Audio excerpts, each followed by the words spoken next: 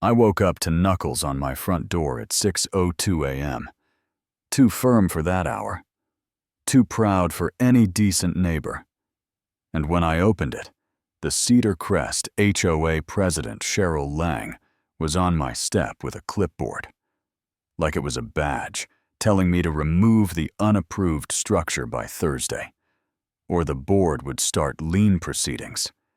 And by structure, she meant the temporary wheelchair ramp I built, so my mom could get into our house after her stroke. I said, still in my hoodie and work boots, "It's temporary. It's safe. It's for my mother." And she smiled in that way that never reaches the eyes. Rules protect everyone. Equally then raised her phone, took 3 photos like my porch had committed a felony, and walked off like the scene had already ruled in her favor. I stood there with the paper in my hand. Fine set at $950, with 7 a day. After Thursday, the phrase unauthorized visual disruption bolded like a dare. And I remember thinking, if a ramp for a woman who can barely lift her feet is a disruption, what do you call the people who made her crawl? I'm Logan Price, 36, maintenance supervisor for the school district in Redwood Springs, Ohio. And I moved to Cedar Crest for quiet streets and single-story living for my mom, Janet, who raised me on a cashier's pay and stubborn grace. And that ramp was 2 sheets of treated plywood with aluminum edges and a grip strip I set with a heat gun. At 2 in the morning the day she came home. Not pretty. I'll give you that, but solid. Safe, honest. I didn't slam the door or curse at the sky. I poured coffee, took a breath, and sent the board a variance request with Mom's discharge note and a promise to paint the ramp to match the porch, to add a skirt to make it neat, to do everything except apologize for needing it. And by lunch, there was a yellow notice stuck to my glass that said, "Non-compliance may result in removal of amenity privileges, which is HOA, for we can make your life smaller if you don't back down." At 2, I loaded Mom for therapy. She looked at my face and said, "You look like you swallowed a lemon." And I said, "We got a letter," and she patted my hand. "Tell them my legs are the only thing not up for debate." And she smiled like people who have decided not to be embarrassed by anything necessary. The next morning, my pool fob turned red at the clubhouse. The guard read a script he clearly hated. Privileges are suspended while a property is out of visual harmony. And I walked back to my truck with that phrase buzzing in my head like a mosquito that won't quit visual harmony. And I thought about how some folks confuse being obeyed with being right. You know what I mean. That night, my neighbor Nina, an architect with a voice like a clear bell, showed up with a roll of drawings and a highlighter. Bylaws section, 5.9 reasonable accommodation expedited review, she wrote in neat block letters. Then helped me draft a tighter request, certified mail photos, and a tone that said, "I know the rule book too." Day 3, a man named Brett, board vice president, measured my ramp with a tape at 7:14 a.m., wrote on a form, smiled like we were teammates, and left a new paper under my door. Stamped final warning. And when I showed Mom, she said, "Maybe we should go stay with your cousin." And I said, "No, too fast, then softer. This is our house. I'm not a yeller. My job is boilers and bleachers and pressure that releases one careful turn at a time. So I called the city and got building and safety to send Andre, a quiet guy, in a flannel with a notebook older than me, and he measured slope and landing, and fasteners, ran a gloved hand over my edges. Then wrote what I needed in black ink. Temporary accessibility. Egress compliant. HOA rules do not override code, and he signed it with a flourish like a banned autograph and said, "Call if anyone wants to argue with the paper." I sent that letter to the board, and to Cheryl CC'd myself, CC'd my own nerves. And then I did one more thing, because a friend said to cover all fronts. I retained a civil rights attorney named Maya Rivera for a limited letterite. Language, no drama. Suspend fines. Immediately approve the ramp as a reasonable accommodation.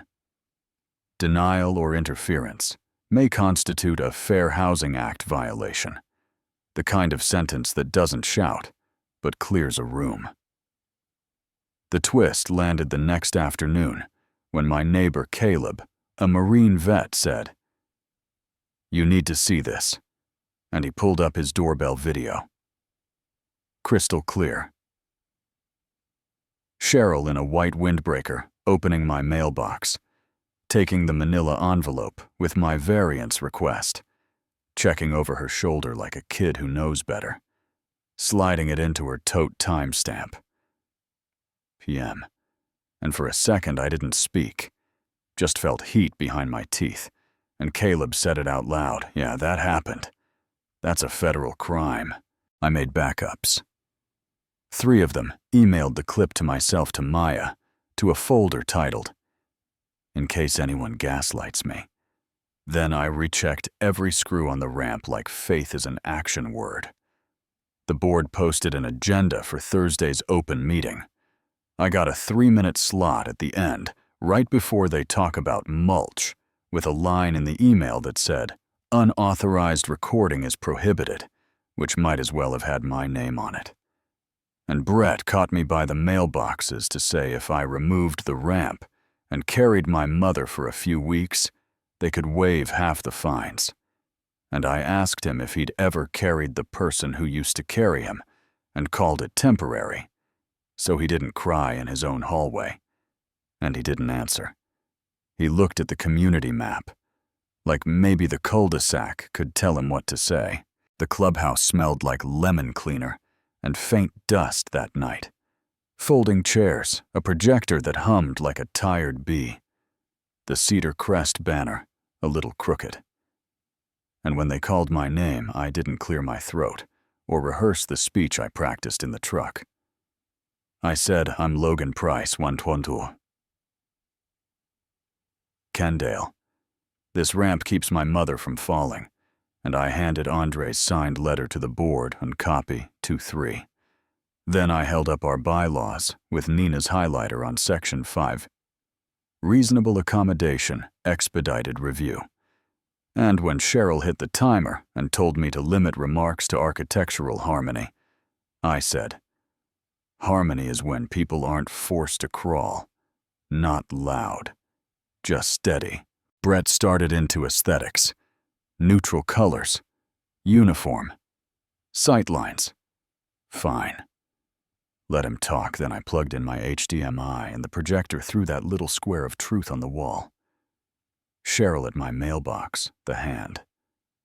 The envelope, the tote, the timestamp, and the room. Made that sound people make when the thing they suspected is worse, and exactly what they thought at the same time. "This is the request you say you never received?" I said, and Cheryl gripped the gavel too tight. Out of context, the mailbox was unsecured, and Ralph retired. Mail carrier laughed once from the back. "It locks like a bank safe." And Andre lifted a hand. "The ramp is safe and compliant. The city will not cite him. You cannot force removal." And Maya stood just once, voice level. "Suspend all fines, approve the accommodation, or you're flirting with FHA interference. And please forward that clip to the postal inspector, because that is not a policy question." The HOA attorney did the quiet whisper lawyers do when the room is on fire. A board member made a motion that felt like a gear finally catching suspend. All fines, approve the temporary ramp. Refer the mailbox incident to the authorities. Call a vote to remove the president. And the hands went up too. 3-5-7. Brett hesitated, then raised his, like a man who isn't brave, but refuses to be a liar, and nobody clapped. Nobody cheered. Someone just slid Cheryl's nameplate off the dais, and it fell and made this small sound like something unimportant and final at the same time. I walked out with my papers and found the air felt bigger, and when Mom asked how it went, I said, "The ramp stays," and she closed her eyes and let out a breath she'd been holding for weeks. And the next morning, there was an email from Brett as acting president, saying the board had updated the policy expedited reviews. Safety modifications permitted, with notification, and basic color guidelines. And yeah, the paint note still annoyed me, but I bought the exact porch color, and Nina helped me add a skirt, because splinters catch a walker, and that's reason enough. A postal inspector knocked in a gray jacket and asked for the clip with metadata. I sent it, didn't ask for updates because some justice works better when you don't chase it like a parade, and the neighbors started talking to me differently. Tessa brought lasagna and whispered that her dad fell, and they built a rail, and the board made them move it, and she didn't fight.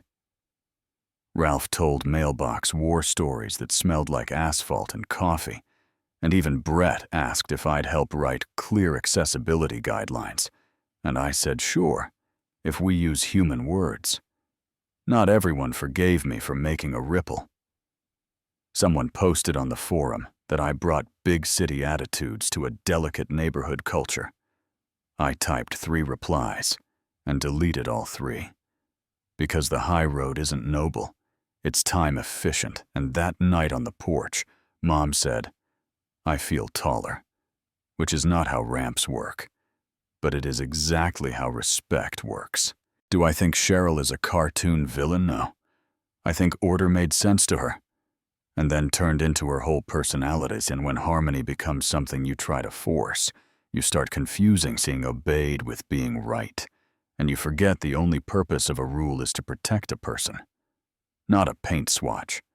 And when that clicked in the room changed. So here's where I land. I didn't win by yelling. I won by laying down receipts and letting the law and the neighbors and a quiet little video talk. I clicked play, and the room listened to itself. And if you've ever been told to crawl to keep the peace, you know exactly what that feels like. Tell me what you think in the comments. Who was right and who was just loud? Do rules keep us decent when they remember who they're for? Or are they just fences for people who already live on the sunny side?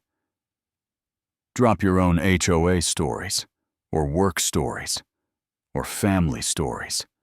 Argue with me. Back me up. Tell me where you're watching from. And if you believe access isn't an eyesore hit, share this with the neighbor who needs it and subscribe, because the ramp stays, and so do people who are done being told to crawl.